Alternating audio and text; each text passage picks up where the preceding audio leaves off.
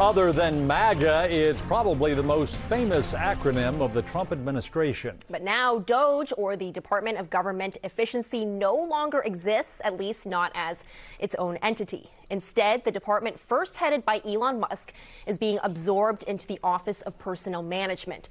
And despite the end of DOGE, the director of OPM says the DOGE principles are still alive and well.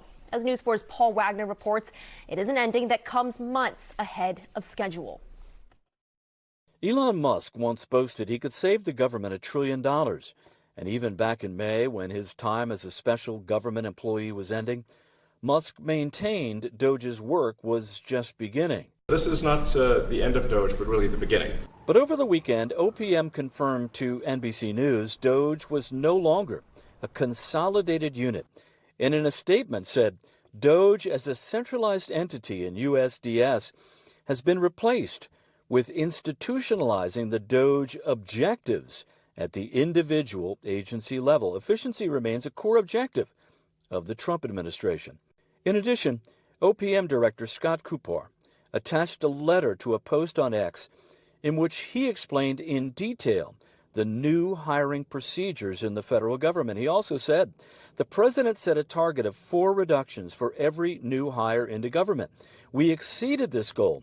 The government hired roughly 68,000 people this year, while approximately 317,000 employees left the government.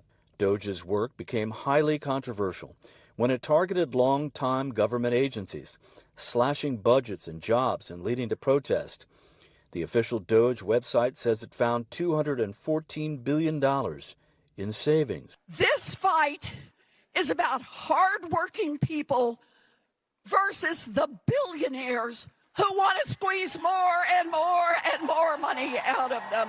One of those agencies was USAID, where Carrie Evans was a contractor. I tell people I got doged. Evans lost her job back in February. An email told her the news. There was no severance pay. It was really tough because I had just bought my first house only a month before, so I had very little savings. I was living off of unemployment, SNAP, everything that I could.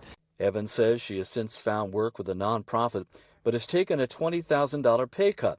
And now with DOGE dissolved, she wonders what it really accomplished. It's a lot of damage for such a short amount of time, and I really can't look back and see any positives from what DOGE worked on. Only destruction, loss of life for the people that USAID supported, loss of my income. All these months later, Carrie Evans says many of her colleagues from USAID have still not found work. In the district, Paul Wagner, News 4.